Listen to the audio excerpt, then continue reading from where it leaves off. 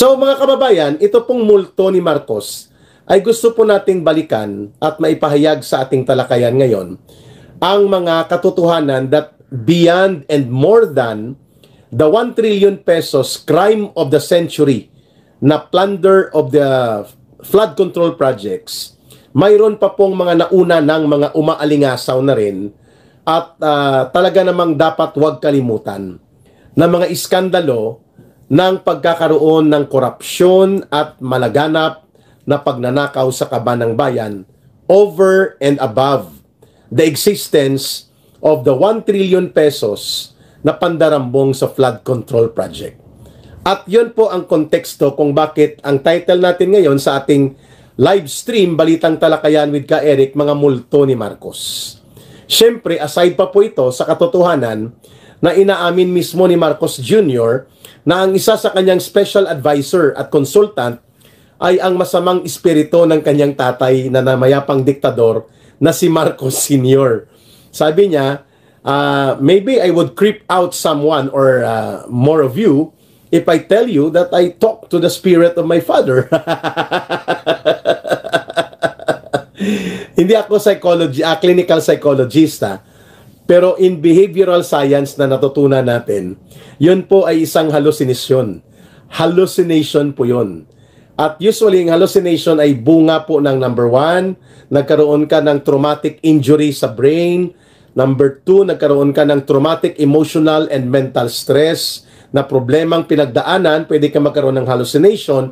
O number 3, ay ikaw ay nagdudurog. From the 1 trillion pesos na nawala at dinarambong at dinurubo na pundo ng mamamayan na si Marcos mismo at si Martin Romualdez ang pasimuno, huwag nating kalimutan ang multo ng pagnanakaw at pangungurakot na muling namayagpag during this administration of Marcos and Romualdez.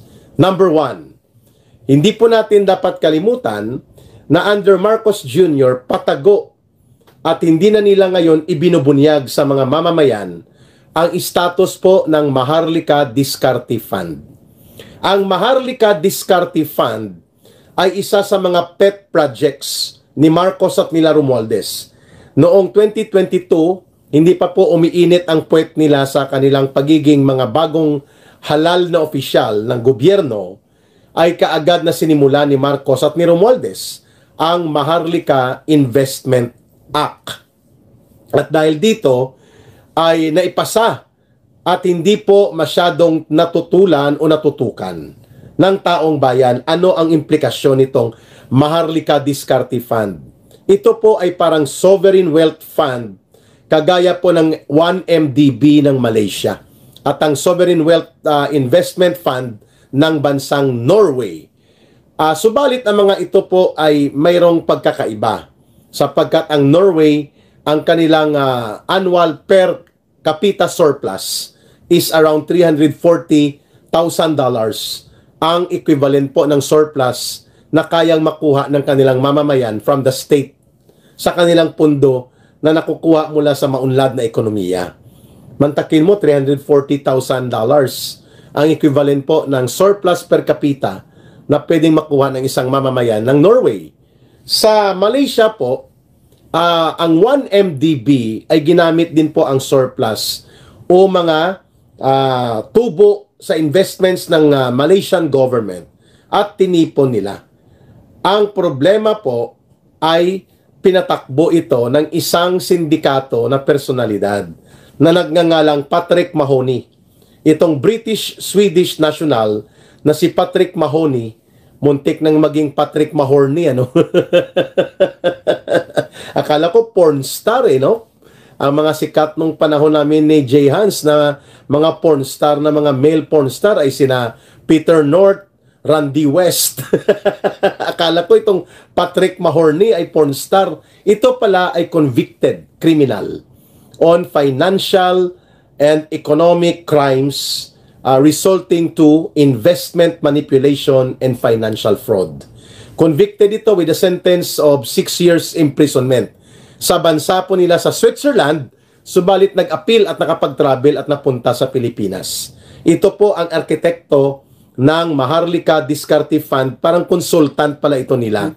Hindi nila inaamin nila Martin Romualdez, pero kasama niya sa Manila Golf Club. Itong si Patrick Mahoney, kasama niya sa Wine and Dine, dyan sa controversial na The Cork, dyan sa may BGC, na pagmamayari ni Peter Ngo, at doon din tumatambay dati si Sandro Marcos and even si Lisa Araneta. At dyan po kami dinala noon nang magkaroon ng briefing tungkol sa special electoral operations laban kay Leni Robredo. Huwag ko nang idetalye muna. Matapos ang pagpupulong noon sa bahay ni Inigo Sobel noong April 2022, mga 2 weeks before the elections. Hindi ko na muna yan pag-uusapan. So ano po itong kahalagahan ng Maharlika Diskarte Fund? Ay mga kababayan, 50 billion pesos po nang galing sa Land Bank na dapat ay mga pundo para sa pagbibigay ng suporta sa mga pobre at mahihirap na magsasaka, manggagawang bukid, mga magbubukid, at mga pamayanan ng mga magsasakang mahihirap. Mga sakada, mga mangingisda, lahat po ng pobre na mga sektor ng lipunan sa sektor ng agrikultura at sa rural communities. Yan pong priority for support capitalization and other financial input support for development intervention. Yan pong papel ng Land Bank. Subalit kinuhanan nito nila Marcos ng 50 billion pesos. Sa Development Bank of the Philippines, 75 billion. So magkano na? 125 billion.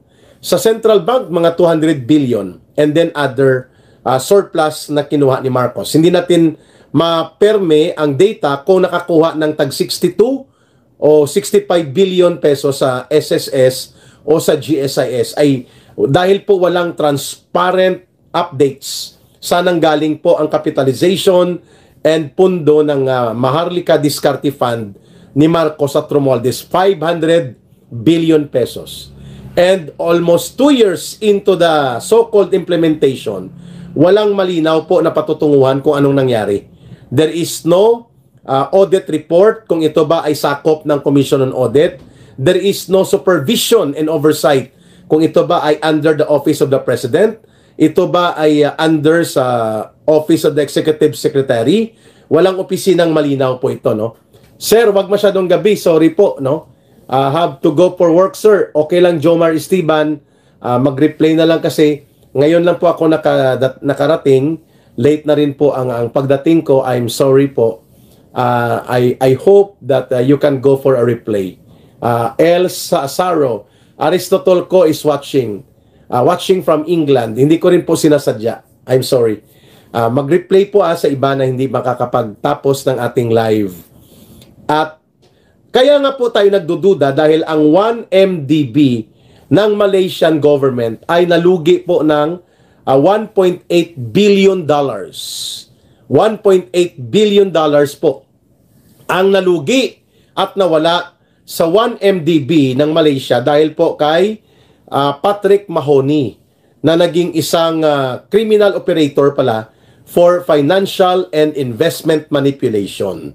At ngayon ay since last year mga November at hanggang sa kasalukuyan po ay patuloy ito na ini-engage nila Martin Romualdez at ng technical team ng Maharlika Diskarte Fund Managers. And ayaw nilang aminin. Subalit ito ay kumakalat na in the circles of financial and economic observers.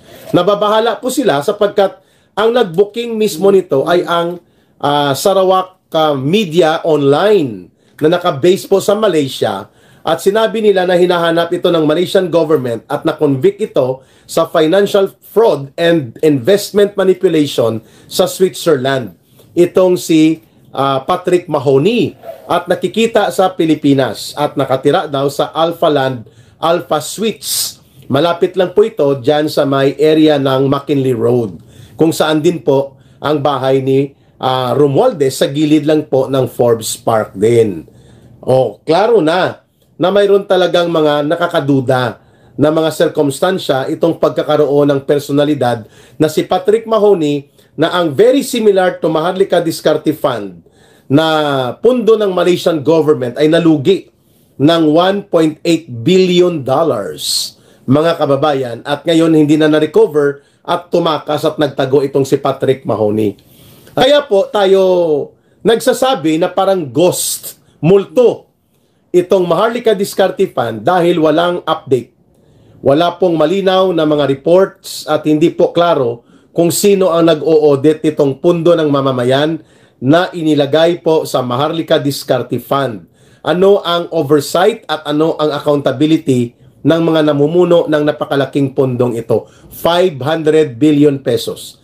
And lumalabas ngayon na mukhang indirect or informal consultant nila itong financial criminal operator na nagpabagsak din po ng naturang kahalintulad na programa sa Malaysia na 1MDB at ngayon po ay nakikitang kabarkada at kasalamuha nila Romualdez at ng mga pamunuan ng Maharlika Diskarte Fund, itong si Patrick Mahoney.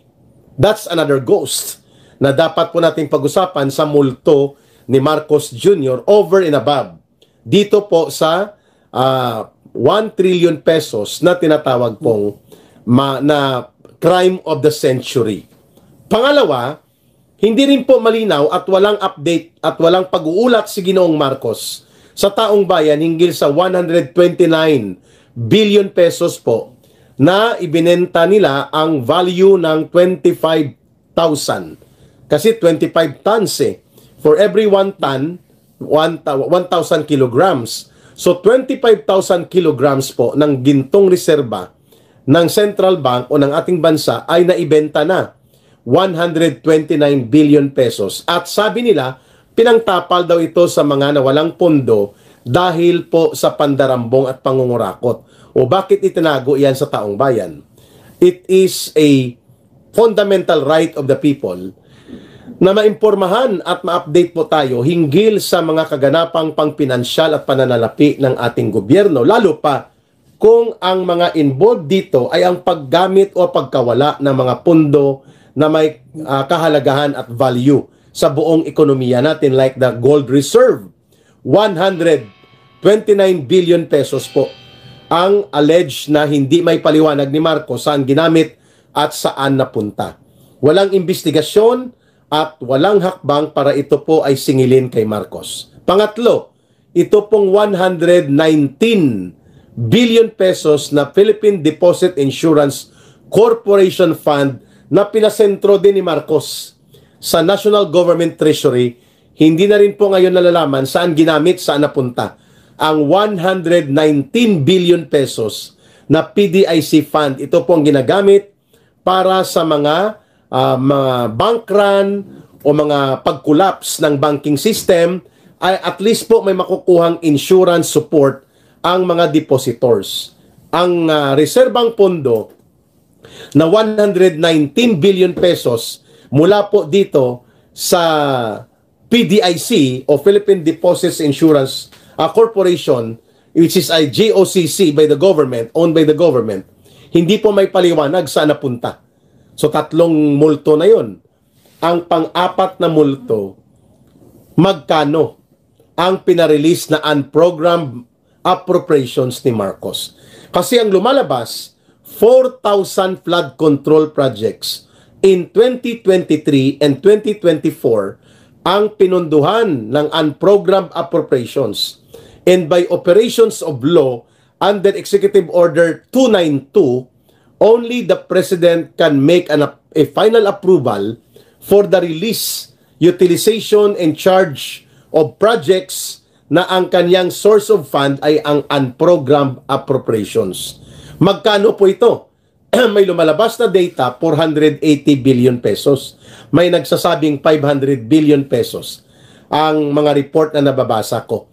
Under the cloud of secrecy and under a cloud of discreet and very highly manipulated scheme of operations, hindi po ma-establish ang multo ng unprogrammed appropriations na pinapunduhan ni Marcos na umabot po ng 400 or 500 billion pesos in two budget cycles, 2023 and 2024. Ibig sabihin po, ang mga flood control projects na kanyang itinatanggi na wala siyang kinalaman sa pandurubo at pangungulimbat at malawakang korupsyon at pandarambong in the first place, siya pala ang nagpa-implement. Siya din po ang nagpapundo because under the authority provided for by Executive Order number 292, the final approval of all unprogrammed appropriations, kapag ginamit mo ito, sapagkat ang source of fund niyan ay ang utang at ang mga bagong buwis at ang mga kinukuha na mga savings ng government-owned and controlled corporations, only the President can approve the release of funds. Ngayon, magkano ito? Yan po isa sa mga multo na hindi maipaliwanag ni Marcos Jr.